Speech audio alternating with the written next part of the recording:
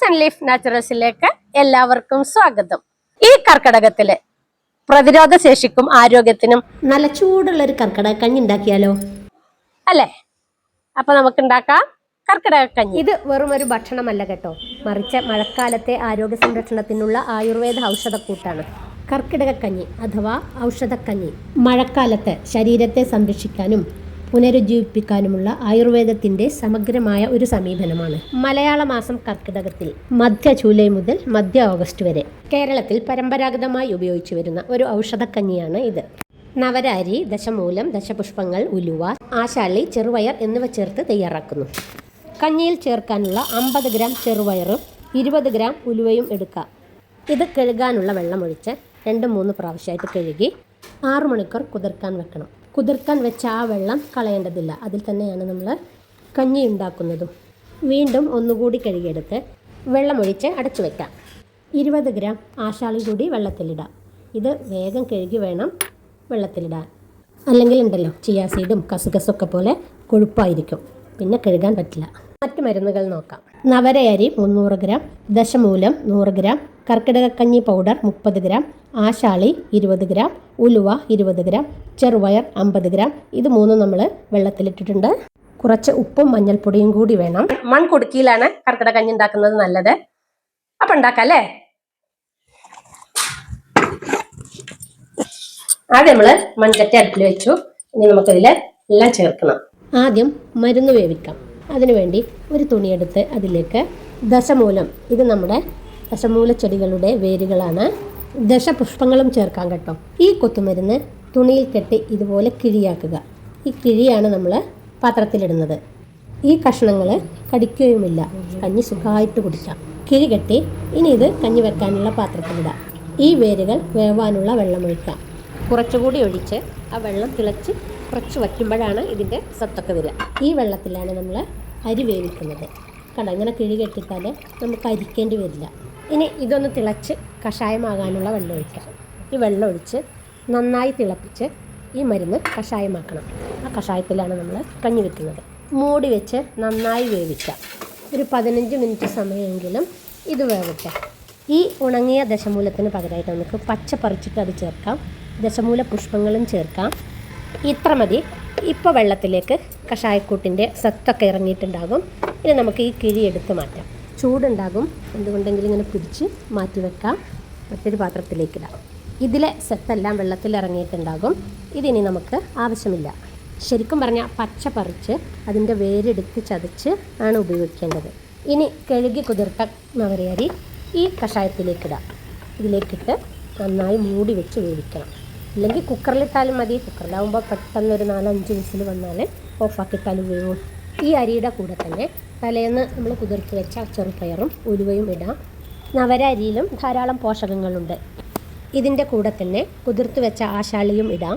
ആശാളിക്ക് കണ്ടോ കൊഴുപ്പുണ്ടാകും. ഇനി ഇതെല്ലാം കിടന്നൊന്ന് വേവട്ടെ.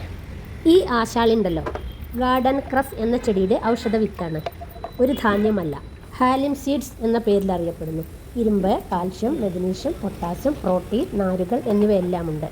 ഒമേഗ 3, ഒമേഗ 6 ഫാറ്റി ആസിഡുകൾ, vitamin A, B, C, E, folic acid എന്നിവയെല്ലാം അടങ്ങിയിട്ടുണ്ട്. ഇത് വേവട്ടെ. അപ്പോഴേക്കും 1.5 മുറി നാളികേരത്തിൻ്റെ പാൽ തയ്യാറാക്കാം. ഇനി അരി വേവായിട്ടുണ്ടോയെന്ന് നോക്കാം. കണ്ടോ, വേവായി പൊങ്ങി വന്നിട്ടുണ്ട്. നല്ല പോലെ ഒന്ന് ഇളക്കി നോക്കാം. ആശാളിക്ക് മറ്റു ഗുണങ്ങളുമുണ്ട്. രക്തശോഷണം, രക്തക്കുറവ് പരിഹരിക്കാൻ സഹായിക്കുന്നു. അരിയും ആശാളയും ചെറുപയറും ഉലുവയും എല്ലാം നന്നായി വേവായിട്ടുണ്ട്. കൊഴുത്ത് വന്നിട്ടുണ്ട്. വിശപ്പ് കുറയ്ക്കാനും ഉപാപചയം വർദ്ധിപ്പിക്കാനും സഹായിക്കും.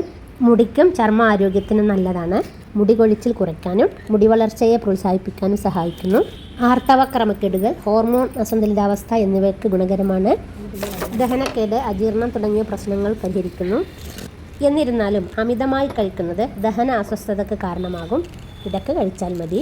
ഇനി മഞ്ഞൾപ്പൊടി, ഉപ്പ് എന്നിവ ഇടാം. ഒരു സ്പൂൺ മഞ്ഞൾപ്പൊടി ഇട്ടാൽ മതിയാകും.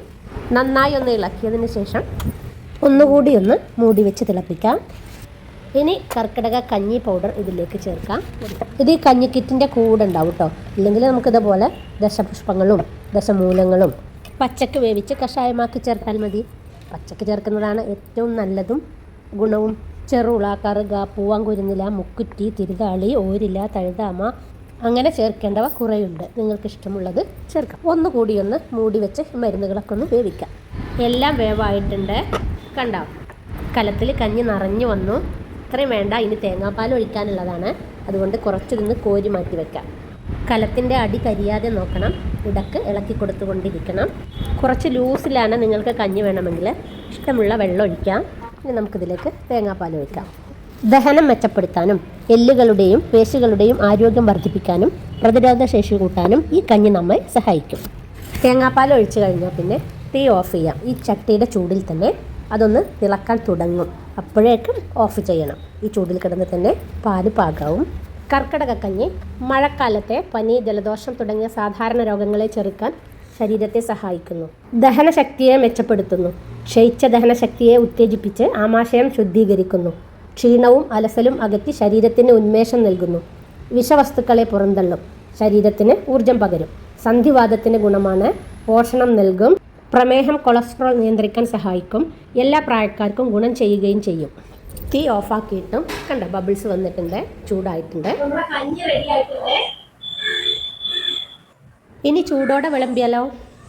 ഇതിലേക്ക് നമുക്ക് മെഴുക്ക് പുരട്ടിയോ മറ്റ് പച്ചക്കറികൾ എന്തെങ്കിലും കഴിക്കാം. ഈ കഞ്ഞി ഒരു 7 പേർക്ക് കഴിക്കാനുള്ളതുണ്ടാകും. ഞങ്ങൾ 7 പേര്. കർക്കിടകക്കഞ്ഞി റെഡി ആയിട്ടുണ്ട്. നമുക്ക് നിന്ന് കഴിച്ചോക്കാം അല്ലേ.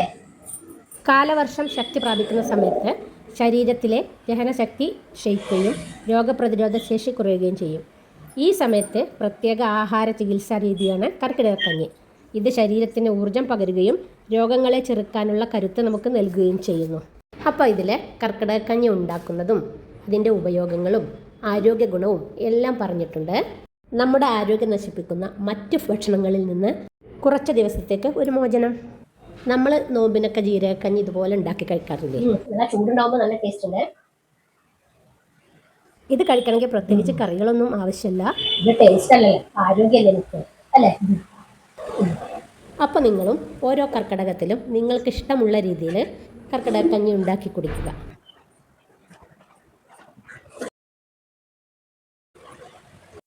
അപ്പോൾ നമ്മുടെ കർക്കിടകക്കഞ്ഞി നിങ്ങളും ഉണ്ടാക്കി നോക്കൂ. കഴിച്ചിട്ട് അഭിപ്രായം പറയൂ. ഈ കർക്കിടകക്കഞ്ഞി നിങ്ങൾക്ക് ഇഷ്ടപ്പെട്ടെങ്കിൽ സബ്സ്ക്രൈബ് ചെയ്യുക, ലൈക്ക് ചെയ്യുക, കമൻറ്റ്